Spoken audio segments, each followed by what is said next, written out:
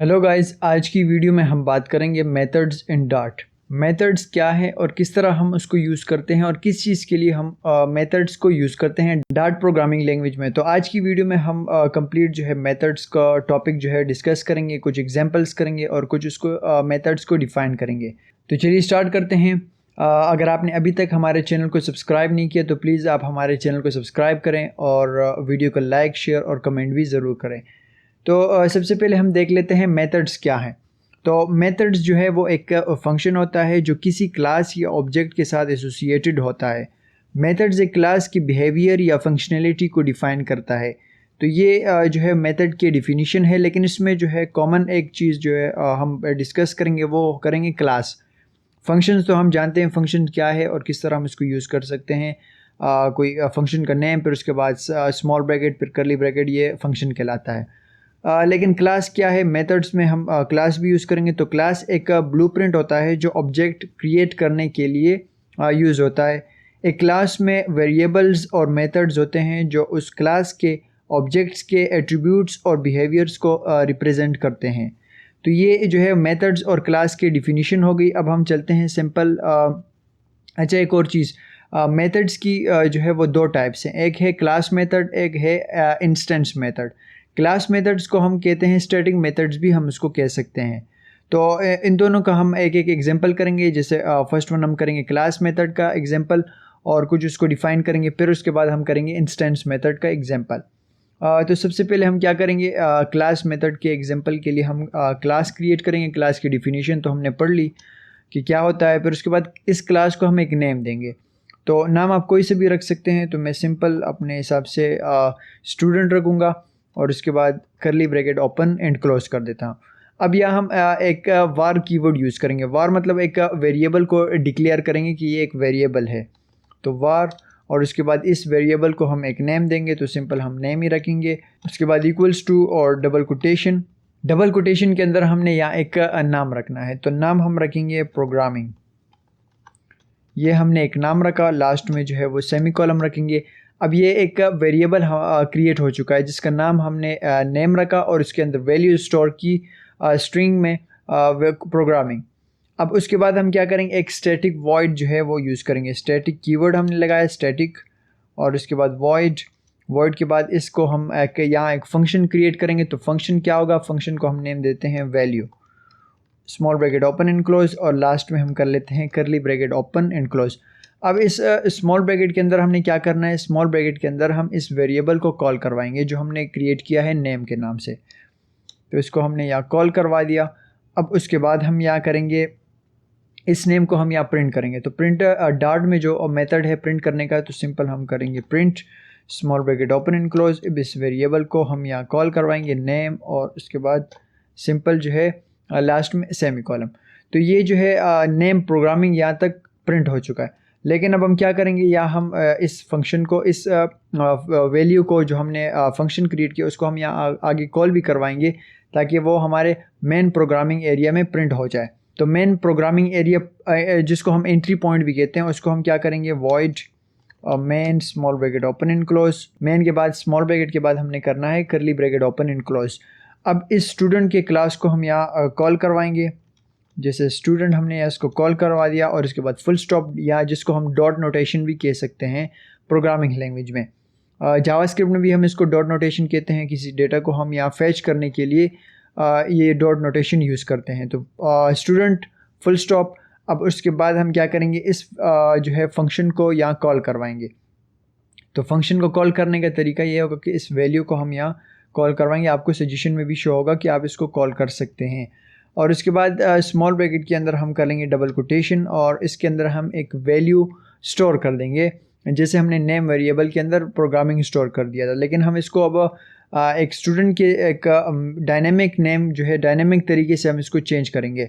तो प्रोग्रामिंग की जगह पे हम कर लेते हैं कोडिंग, और लास्ट में इसको कर लेते हैं सेमी कॉलम। तो जैसे हम इसको स्टार्ट करेंगे तो आप देख सकते हैं थोड़ा सा आपने वेट करना है, लेकिन ये स्टार्ट, क्योंकि पेज मैंने बहुत ज़्यादा जूम कर दिया है। टर्मिनल में आपने जाना है, न्यू टर्मिनल। तो यहाँ से आप उसको जो है वो ओपन कर सकते हैं। तो आपने डिबग कंसोल पे क्लिक कर लेना है। तो आप देख सकते हैं जैसे पहला प्रोग्रामिंग जो है वो नेम वैल्यू जो है वो मैंने स्टोर किया था प्रोग्रामिंग, लेकिन जब बाद में मैंने उसको चेंज किया कोडिंग, तो आउटपुट में आप देख सकते हैं कोडिंग जो है वो शो हो रहा है। तो इसको थोड़ा सा मैं आपको समझा दूं कि ये किस तरह इस एग्जांपल नंबर 1 को हमने कवर किया। तो एग्जांपल नंबर 1 में सबसे पहले हमने एक प्रोग्रामिंग टर्म है क्लास का, वो हमने यूज़ किया जो ब्लूप्रिंट प्रोवाइड करता है जिसमें ऑब्जेक्ट्स क्रिएट किए जा सकते हैं। तो ये हमने एक जो है वो स्टूडेंट का क्लास बनाया है जिसका नाम स्टूडेंट है। और उसके बाद एक वेरिएबल हमने क्रिएट किया जिसमें हमने वेरिएबल में वैल्यू स्टोर किया और वार कीवर्ड को हमने यूज़ किया यहाँ। और उसके बाद स्टैटिक वॉइड हमने क्यों यूज़ किया? स्टैटिक कीवर्ड का इस्तेमाल जो है वो क्लास मेंबर्स को डिक्लेयर करने के लिए होता है, जो क्लास के ऑब्जेक्ट्स को बिना किसी एक्सेस के लिए आप उसको यूज़ कर सकते हैं। मतलब आपको उसको एक्सेस करने की ज़रूरत आपको नहीं पड़ेगी, आप स्टैटिक कीवर्ड इसलिए यूज़ करते हैं हम क्लास के अंदर। उसके बाद हमने एक वैल्यू का फंक्शन बनाया जो स्टूडेंट क्लास के स्टैटिक मेंबर्स है। ये जो है वो एक नेम जो हमने नेम वेरिएबल क्रिएट किया उसको ये प्रिंट करेगा। और उसके बाद ये हमने मेन एंट्री पॉइंट के अंदर स्टूडेंट डॉट वैल्यू और कोडिंग, ये लाइन जो है वो मेन फंक्शन में है। मेन फंक्शन मतलब मेन एंट्री पॉइंट के अंदर है या स्टूडेंट क्लास के लिए जो है एक वैल्यू फंक्शन कोडिंग टेक्स्ट के साथ इसको हम कॉल कर रहे हैं।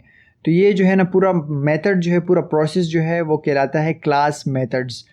तो ये आपको मैंने पूरा समझाया। जो जैसे हम इसको स्टार्ट करेंगे तो स्टार्ट करने के बाद भी हमारे पास कोडिंग का जो है वो टेक्स्ट आउटपुट में शो हो रहा है। और एक और चीज़ हम साथ में हम क्लास जो है वो मेथड को भी थोड़ा सा डिफ़ाइन कर लेते हैं। क्लास मेथड क्लास के ब्लूप्रिंट के साथ एसोसिएटेड होता है। ये आप जो है ना आपको थ्योरी में मैं आपको बता रहा हूँ कि आप किस तरह इसको समझ सकते हैं। और हर ऑब्जेक्ट के साथ नहीं होता, मतलब क्लास हर ऑब्जेक्ट के साथ नहीं होता है। क्लास मेथड को डिफ़ाइन करते वक्त स्टैटिक कीवर्ड हम जो है उसको यूज़ कर सकते हैं। ये मेथड क्लास लेवल पर काम करता है और किसी स्पेसिफिक ऑब्जेक्ट को डेटा या स्टैटिक को मॉडिफाई या एक्सेस नहीं करता। क्लास मेथड क्लास के सारे ऑब्जेक्ट्स के लिए एक ही होता है और उनके स्टेट या डेटा पर डायरेक्टली एक्सेस जो है वो कर सकता है। तो ये जो है वो क्लास मेथड की जो है वो डिफिनीशन है। और उसके बाद हम चलते हैं नेक्स्ट एग्जांपल की तरफ, इंस्टेंस मेथड। तो इंस्टेंस मेथड के लिए हम इसको कर लेते हैं रिमूव और फिर से हम एक क्लास क्रिएट करेंगे। क्लास को नेम देते हैं स्टूडेंट और उसके बाद curly bracket open and close. यहाँ हम एक वेरिएबल असाइन करेंगे, variable equals to double quotation, या हम वैल्यू देंगे। तो इसके अंदर हम सिंपल जो है वो वही प्रोग्रामिंग वर्ड को स्टोर करेंगे इस वेरिएबल के अंदर। और उसके बाद हम सिंपल वॉइड के बाद हम करेंगे वॉइड। और उसके बाद आप देख सकते हैं पिछले एग्जांपल में क्लास मेथड के अंदर हमने यहाँ स्टैटिक का कीवर्ड यूज़ किया, लेकिन अब हम यहाँ स्टैटिक का कीवर्ड यूज़ नहीं करेंगे। सिंपल जो है वो वॉइड और उसके बाद एक फंक्शन बनाएंगे, फंक्शन को नेम दे देते हैं वैल्यू और उसके बाद स्मॉल ब्रैकेट के अंदर हम कर देते हैं नेम और लास्ट में जो है वो curly bracket open and close कर देंगे। अब इस नेम वेरिएबल को हम जो है वो कॉल करवाएंगे प्रिंट करने के लिए, print small bracket open and close, या हम कर लेते हैं नेम लास्ट में सेमीकोलन।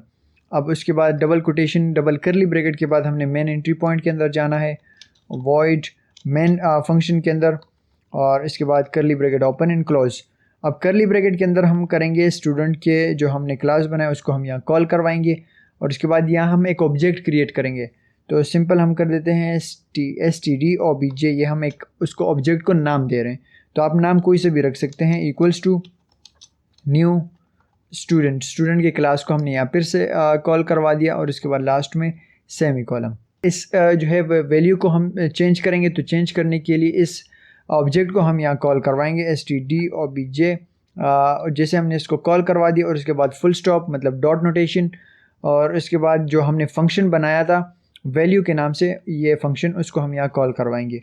तो वैल्यू फंक्शन को हमने यहाँ कॉल करवा दिया। अब उसके अंदर स्मॉल ब्रैकेट के अंदर डबल कोटेशन और सिंपल हम यहाँ इसको कर देते हैं कोडिंग।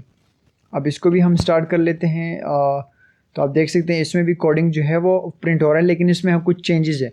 कुछ चेंजेस क्या है? स्टैटिक का कीवर्ड हमने यूज़ नहीं किया, नंबर 1, और नंबर 2 इसमें हमने एक ऑब्जेक्ट क्रिएट किया स्टूडेंट के नाम से और उसके अंदर हम इसको कॉल करवा सकते हैं।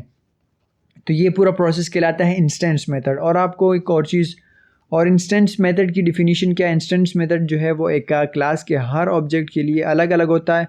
और क्लास मेथड क्या है? क्लास मेथड ब्लूप्रिंट है। तो आप देख सकते हैं इसमें चेंजेस क्या है। अलग अलग होता है। जब हम एक ऑब्जेक्ट बनाते हैं क्लास के ब्लूप्रिंट के मुताबिक, तो हर ऑब्जेक्ट अपने ख़ुद की कॉपी के साथ इंस्टेंस मेथड को भी ले लेते हैं। इंस्टेंस मेथड ऑब्जेक्ट की स्पेसिफिक डेटा और बिहेवियर को एक्सेस और मॉडिफाई करने के लिए यूज़ किए जाते हैं। तो ये जो है वो इंस्टेंस मेथड की डिफिनीशन है। तो आज की वीडियो में हमने कंप्लीट इंस्टेंस मेथड और क्लास मेथड को डिफ़ाइन कर लिया। तो इसमें डिफरेंस क्या है, किस तरह हम यूज़ कर सकते हैं, और कुछ एग्जांपल्स भी हमने इन दोनों के कर लिए। तो उम्मीद है कि आपको समझ में आ गया होगा। मिलते हैं नेक्स्ट वीडियो में। आज के लिए मुझे इजाज़त दीजिए। Thank you very much.